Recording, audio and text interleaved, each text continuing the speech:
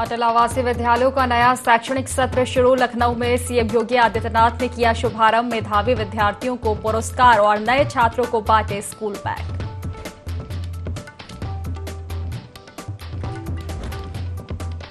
सपा प्रमुख अखिलेश यादव का बीजेपी पर निशाना। बोले, अयोध्या की जमीनों पर बीजेपी नेताओं की निगाहें। सेना के युद्धाभ्यास की जमीन पर की प्लॉटिंग, जमीनों की बंदरबाट कर लूट रहा महर्षि योगी ट्रस्ट।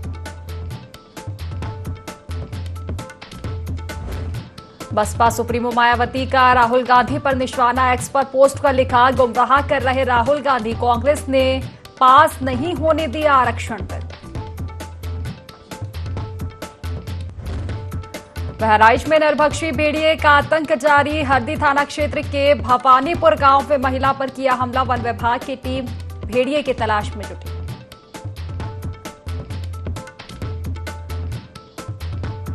और मैनपुरी में बारिश का कहर। भोगांव और कुरावली थाना क्षेत्र में दीवार गिरने से 5 लोगों की मौत। प्रशासन से की मुआवजे की मांग।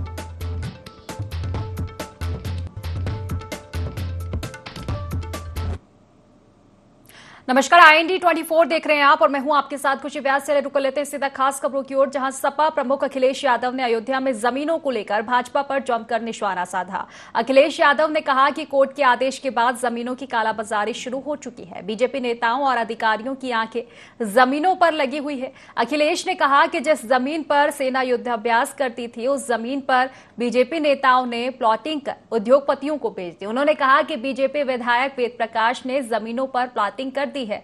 महर्षि योगी ट्रस्ट में प्रमुख सचिव से लेकर लेखपाल तक ने जमीन खरीद ली है।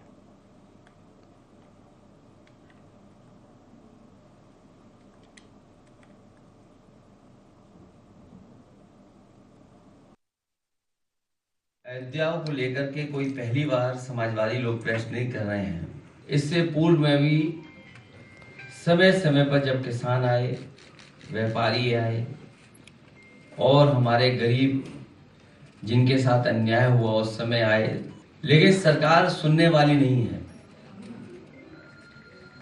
और जो कुछ समाजवादियों ने जिस समय रखा, सरकार ने कोई कार्रवाई उस पर नहीं की। और उसका परिणाम यह है कि अधिकारी और भारतीय जनता पार्टी के लोग मिलकर के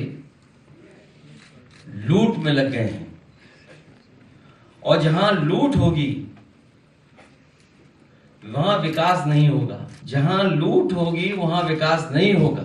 और हम अपनी पार्टी के नेताओं का धन्यवाद देते हैं कि अयोध्या का काला चिट्ठा लूट का जो उन्होंने आज बताया है और जानकारी दी है,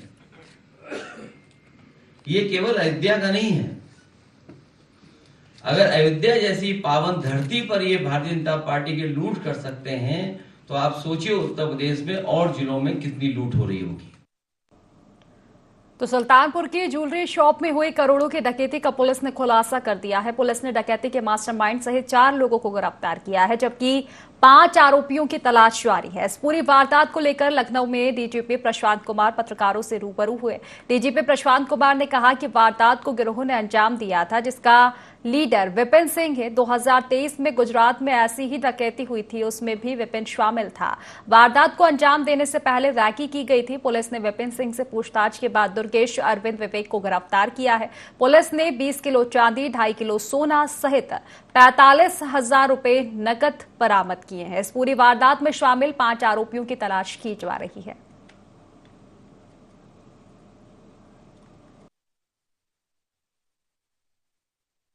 22 अगस्त 2024 को सुल्तानपुर के घंटाघर, जो कि कोतवाली नगर में स्थित है, दिन में लगभग 12:45 बजे दिन दहाड़े डकैती हुई थी। इस संबंध में जो अब तक की कार्रवाई की गई है, उसको प्रॉपर साक्ष्य के साथ प्रस्तुत करने के लिए हमारी टीम यहाँ एकत्रित हुई है। हम लोग इसके बारे में जो तरह तरह की भ्रांतियां हैं, उसको आपके माध्यम से स्पष्ट करना चाह रहे हैं। सारी कार्रवाई बहुत ही निष्पक्ष और साक्ष्यों के आधार पर हुई है। और जब आप अभी इन चीजों को देखेंगे तो आप खुद इन चीजों को महसूस करेंगे। सर्वप्रथम मैं एडीजी लॉ एंड ऑर्डर को से ये रिक्वेस्ट करूंगा, अब तक की जो विवेचना हुई है उसके अन्य पहलुओं को संबंधित एडीजी जोन बताएंगे और उसके बाद से मैं इस संबंध में अपना कंक्लूडिंग रिमार्क्स। तो मैनपुरी में बारिश के चलते बड़ा हादसा हो गया, जहां कच्ची दीवार गिरने से 2 मासूम सहित 5 लोगों की मौत हो गई। पुलिस ने शवों को कब्जे में लेकर पोस्टमार्टम के लिए भेज दिया है। परिजनों ने प्रशासन से मुआवजे की मांग की है। 4-4 लाख रुपए का मुआवजा देने की मांग की। भोगांव और कुरावली थाना क्षेत्र में यह घटना हुई है।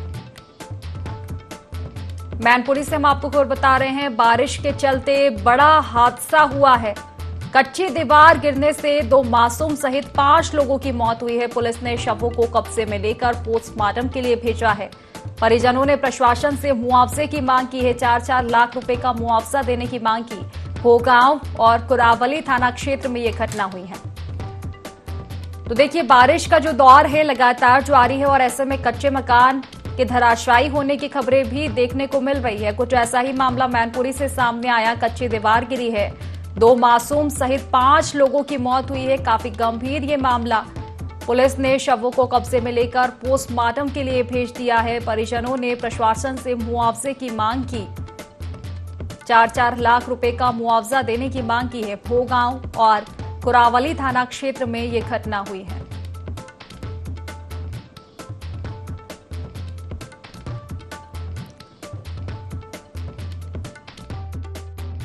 जनपद में अभी प्राप्त सूचना के क्रम में तहसील भोगांव एवं तहसील कुरावली में सूचना प्राप्त हुई है। तहसील कुरावली में 2 मृत्यु हुई हैं, इसमें एक मेल है, एक फीमेल है।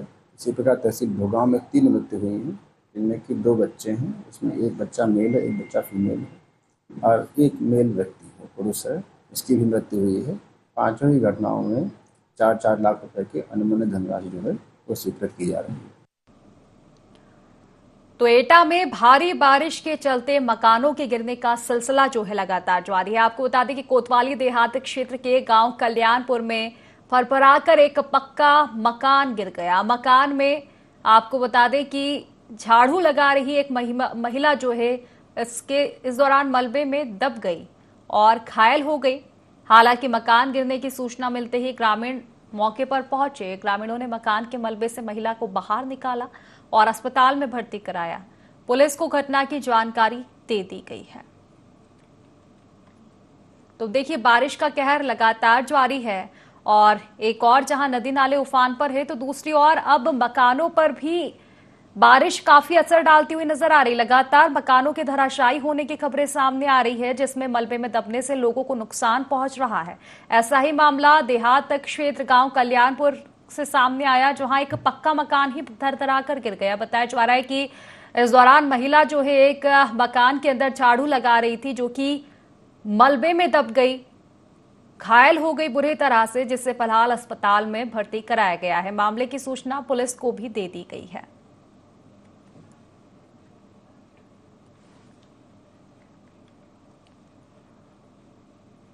तो देखिए, कासगंज में भी मूसलाधार बारिश का दौर लगातार जारी है। आपको बता दें कि बारिश के चलते 2 मकान की छत गिरी है।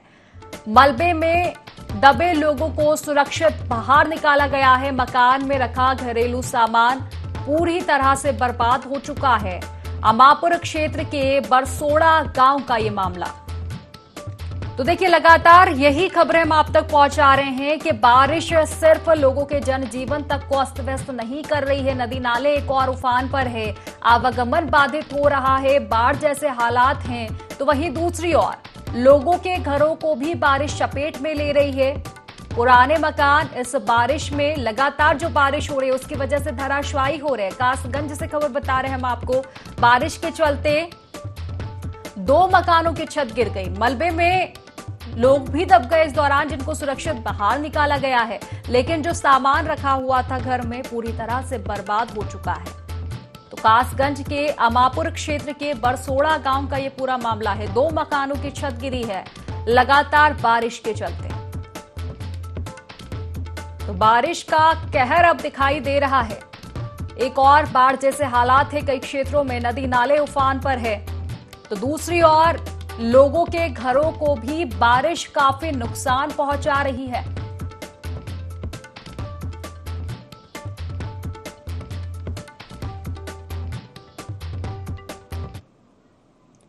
तो फिरोजाबाद में भी बारिश के चलते जनजीवन अस्त व्यस्त हो चुका है। 34 घंटे से लगातार बारिश हो रही है। इसके चलते जगह जगह जलभराव की स्थिति देखने को मिल रही है। बारिश के चलते बाजार भी ठंडा पड़ा हुआ है, जिससे व्यापारी चिंतित दिखाई दे रहे हैं। वहीं दूसरी ओर बारिश की वजह से किसानों की बाजरे की फसल भी चौपट हो गई है।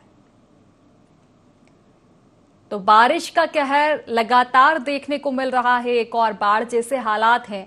व्यापारियों को भी काफी नुकसान हो रहा है। व्यापारियों की वजह, आप बता दें कि बारिश की वजह से बाजार जो है ठंडे पड़े हैं, ग्राहक पहुंच नहीं रहे हैं बाजारों में, और ऐसे में व्यापारियों को नुकसान पहुंच रहा है। दूसरी ओर किसानों की अगर बात की जाए तो इस समय लगने वाली बाजरे की फसल को काफी नुकसान पहुंचा रही है बारिश। किसान भी काफी चिंतित नजर आ रहे हैं। फिरोजाबाद में लगातार 34 घंटे से झमाझम बारिश का दौर जारी है। 3 बजे से हो रही बारिश। मैं माल लेने गई थी थोड़ा। काम वाम का बारिश में कुछ हो ही नहीं पाता है। काम वाम का होता है, बारिश में कुछ काम नहीं हो पाता है।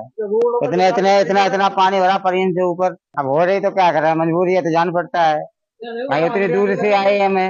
अब नगर निगम की, अब तो भाई यहाँ रहते नहीं, हम तो रहते हैं बाहर मैनपुरी। अब नगर निगम की परेशानी तो है ही। तो ललितपुर में जाल साचों के हौसले बुलंद नजर आ रहे हैं। आपको बता दें कि जखौरा थाना क्षेत्र के ननौरा गांव में जाल साचों ने आदिवासी बुजुर्ग की जमीन पर गांव के 4 लोगों ने फर्जी तरीके से केसीसी बनाकर 2,22,000 रुपए निकाल लिए। बुजुर्ग ने इस फर्जीवाड़े में प्रथमा सर्व यूपी ग्रामीण बैंक के कर्मचारियों की मिलीभगत का आरोप लगाया है।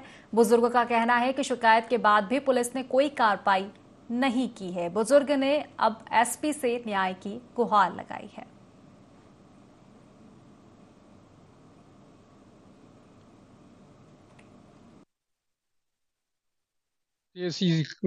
कार्ड बनवा के कैज निकाल लिया। दया शंकर ने, लखन ने, नत्थू ने, गोविंद ने। शिकायत थाने में करी शिकायत। एफसी लोग गए थे, कोई सुनाई नहीं भाई। हमारा जो फैसला होने चाहिए, हाँ न्याय होने चाहिए। बरेली की सिरौली पुलिस ने एक व्यक्ति को बंधक बनाकर रंगदारी मांगने वाले 3 आरोपियों को गिरफ्तार किया है। आरोपियों ने पीड़ित के बेटे से ऑनलाइन 10,000 रुपए डलवाए और 50,000 रुपए की मांग की। पुलिस ने आरोपियों के पास से फर्जी पुलिस आईडी कार्ड सहित तमंचा, कारतूस बरामद किया है।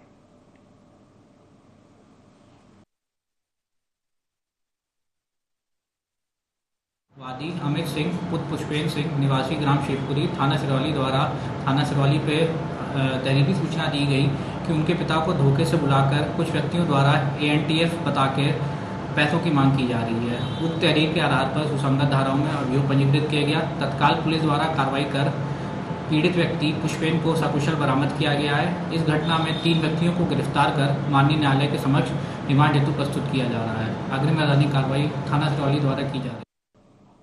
चलिए पीलीभीत से अब आपको खबर बताते, जहां हाथियों का आतंक लगातार जारी है। आपको बता दें कि जंगल से निकलकर गांव में पहुंचे हैं हाथी। किसानों की कई बीघा फसल हाथियों ने तहस नहस की है। तो गांव में हाथियों का आतंक लगातार जारी है। सूचना के बाद भी मौके पर वन विभाग की टीम नहीं पहुंची है। पीलीभीत के थाना शेरमाऊ क्षेत्र का ये मामला। हाथियों का आतंक लगातार जारी है पीलीभीत में।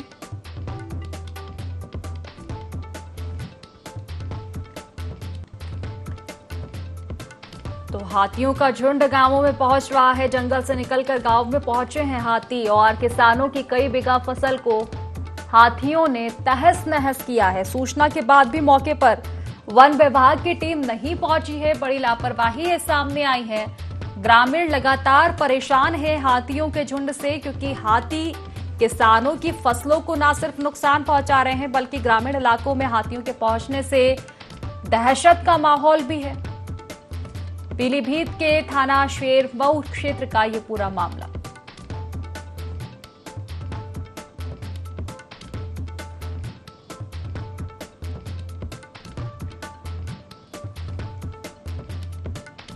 तो हाथियों का झुंड अब रिहायशी इलाकों में पहुंच रहा है। ग्रामीण काफी परेशान है, चिंतित है। एक और फसलों को नुकसान पहुंचा रहे हैं हाथी। दूसरी ओर ग्रामीण क्षेत्र में हाथियों के पहुंचने से दहशत में हैं लोग।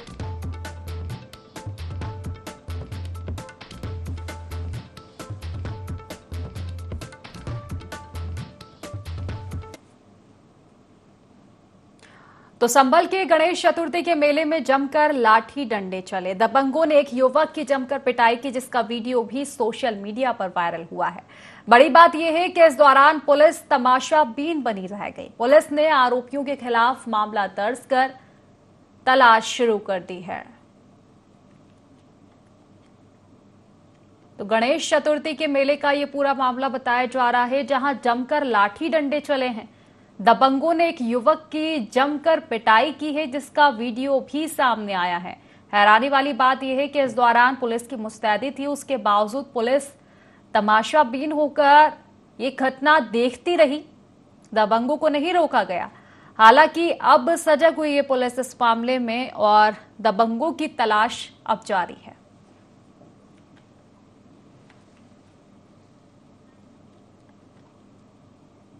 चलिए बरेली से अब आपको खबर बता दें, जहां चाकुओं से गोदकर युवक की हत्या की गई है। मीरगंज में रेलवे ट्रैक के पास युवक की हत्या की गई। कल शाम से शिवम दिवाकर गायब था। पुलिस ने शव कब्जे में लेकर पोस्टमार्टम के लिए भेज दिया है। मीरगंज थाना क्षेत्र में सनसनीखेज वारदात हुई है। तो बरेली से हम आपको खबर बता रहे हैं, बरेली के मीरगंज थाना क्षेत्र से मामला सामने आ रहा है, जहां चाकुओं से गोदकर एक युवक की हत्या कर दी गई। मीरगंज में रेलवे ट्रैक के पास से युवक का शव बरामद हुआ है। आपको बता दें कि युवक का जो नाम है शिवम दिवाकर बताया जा रहा है, जो कि कल शाम से ही गायब था। पुलिस ने फिलहाल शव को कब्जे में लेकर पोस्टमार्टम के लिए भेज दिया है और अब मामले में जांच पड़ताल की जा रही है।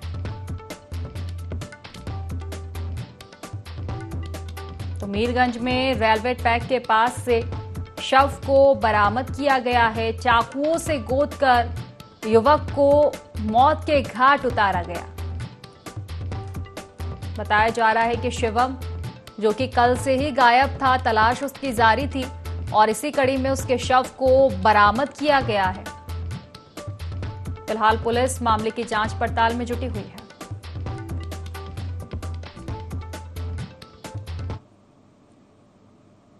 तो औरैया एसपी चारू निगम का गाजियाबाद पीएससी में स्थानांतरण किया गया है। आपको बता दें कि इसके बाद एसपी बुजुर्गों का आशीर्वाद लेने वृद्धाश्रम पहुंचे, जहां वृद्धजनों ने भावुक होकर चारू निगम को विदाई दी। चारू निगम समेत सभी के आंसू भी इस दौरान छलके। आपको बता दें कि एसपी की विदाई पर जगह जगह विदाई कार्यक्रम का आयोजन भी किया गया।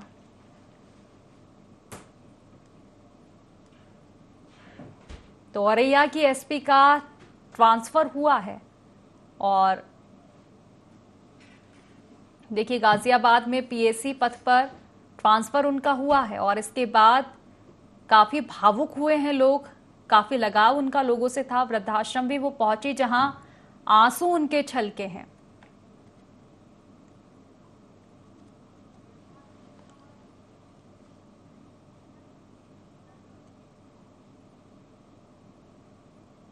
तो झांसी में लगातार हो रही मूसलाधार बारिश ने लोगों की परेशानियों को बढ़ा दिया है। आपको बता दें कि हालत यह है कि लोग अपनी जान को खतरे में डालकर अंतिम यात्रा में शामिल हो रहे हैं। ऐसा ही एक वीडियो सोशल मीडिया पर वायरल हुआ है, जिसमें शमशान घाट पहुंच मार्ग पर बना पुल ही डूब गया।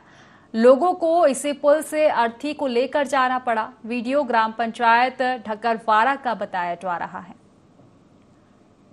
तो लगातार बारिश की वजह से जनजीवन अस्त व्यस्त है। अब आलम यह हो चुका है कि लोगों को शमशान घाट तक भी ऐसे पुल से जाना पड़ रहा है जहां पर पानी है। जान को खतरे में डालकर शमशान घाट तक अर्थी को ले जाते हुए लोग दिखाई दे रहे हैं तस्वीरों में।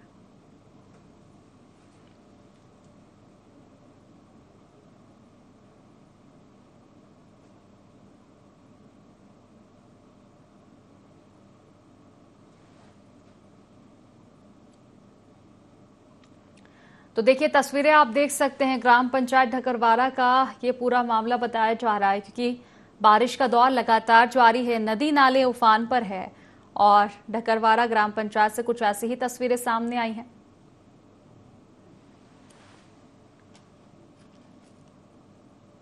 तो खबर सहारनपुर से है, जहां रिटायर्ड फौजी ने नगर निगम पर उसकी जमीन पर कब्जे का आरोप लगाया है। रिटायर्ड फौजी ने नगर निगम पर उसकी जमीन पर नाला बनाने का आरोप लगाते हुए जिलाधिकारी के नाम एक लेटर बॉक्स में डाला है। रिटायर्ड जवान शहीद ने बताया कि रिटायर्ड होने पर जो फंड मुझे मिला था उससे खाता खेड़ी में एक प्लॉट लिया था, जिस पर नगर निगम ने कब्जा कर नाला बना दिया। साथ ही कहा कि सरकार या तो इच्छा मृत्यु दे या फिर इंसाफ दिलाए।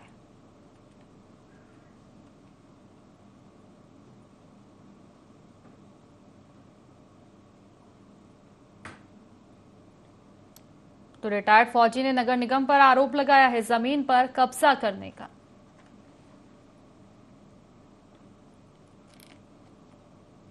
चलिए लखनऊ से आपको खबर बता दें, जहां बसपा सुप्रीमो मायावती ने एक्स पर पोस्ट किया और लिखा कि कांग्रेस नेता राहुल गांधी ने अब सफाई दी है। राहुल ने सफाई दी कि वो आरक्षण के विरुद्ध नहीं है। स्पष्टता, गुमराह करने वाली गलत बयानबाजी। इन्होंने आरक्षण बिल पास नहीं होने दिया। उनकी आरक्षण की सीमा बढ़ाने की बात भी छलावा है। कांग्रेस ने ओबीसी आरक्षण लागू नहीं किया। एससी एसटी आरक्षण को सही से लागू नहीं किया गया। तो बसपा सुप्रीमो मायावती ने एक्स पर पोस्ट किया है, राहुल गांधी पर आरोप लगाए हैं और कहा कि कांग्रेस नेता राहुल गांधी ने अब सफाई दी है। राहुल ने सफाई दी कि वो आरक्षण के विरुद्ध नहीं है। स्पष्टता, गुमराह करने वाली गलत बयानबाजी है। इन्होंने आरक्षण बिल पास नहीं होने दिया। उनकी आरक्षण की सीमा बढ़ाने की बात भी छलावा थी। कांग्रेस ने ओबीसी आरक्षण लागू नहीं किया। एससी एसटी आरक्षण को भी सही से लागू नहीं किया।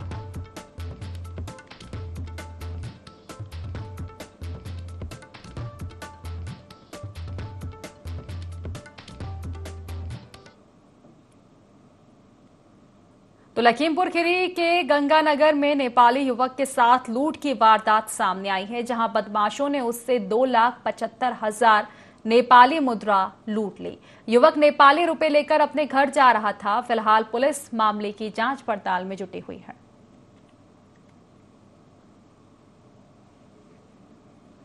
मेरे पास घटना हो गया, मेरे को मार के मेरा पेमेंट लेके गया, मेरा मोबाइल लेके गया, 1200 रियल का मोबाइल लेके गया और मेरा पासपोर्ट। मेरे पीछे से हमला हुआ, मेरे को खेत मारते मारते खेत में लेके गया, बाद में मेरा पैसा छीन के। अलीगढ़ के टप्पल गांव जैतपुर थाना क्षेत्र में बारिश की वजह से एक मकान की छत गिर गई। छत के मलबे में दबने से 3 बच्चों सहित 6 लोग दब गए। आपको बता दें कि सभी को अस्पताल में भर्ती कराया गया है। तो लगातार बारिश का दौर जारी है और लोगों के घर को काफी नुकसान पहुंचा रही है बारिश। जो पुराने मकान हैं वो बारिश के चलते धराशायी हो रहे हैं। ऐसा ही मामला अलीगढ़ के टप्पल गांव से अब सामने आया, जहां मकान की छत गिर गई। छत के मलबे में 3 बच्चे सहित 6 लोग दब गए, गंभीर रूप से घायल हो गए, जिन्हें अस्पताल में भर्ती कराया गया है।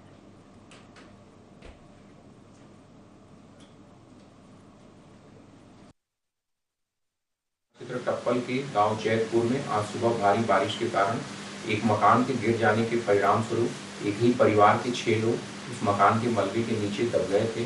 उक्त 6 लोगों में से 5 लोगों को सकुशल तरीके से निकाल करके निकटवर्ती सीएचसी में प्राथमिक उपचार के उपरांत घर भेज दिया गया है।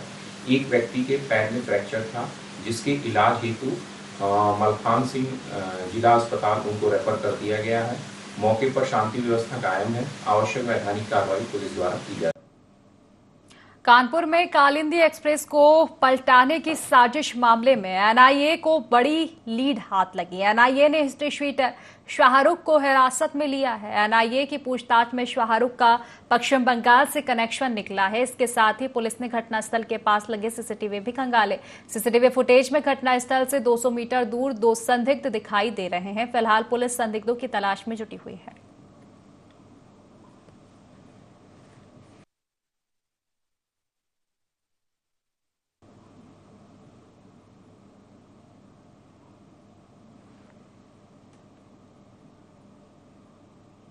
तो एटा में लगातार हो रही बारिश के चलते जिलाधिकारी प्रेमरंजन सिंह ने कक्षा 1 से 12वीं तक सभी स्कूल बंद करने के निर्देश दिए हैं। डीएम के निर्देश के बाद डीआईओएस इंद्रजीत सिंह और जिला बेसिक शिक्षा अधिकारी दिनेश कुमार सिंह ने सभी स्कूलों को आदेश का कड़ाई से पालन करने को कहा। आदेश का पालन नहीं करने वाले स्कूलों के खिलाफ कार्रवाई की जाएगी।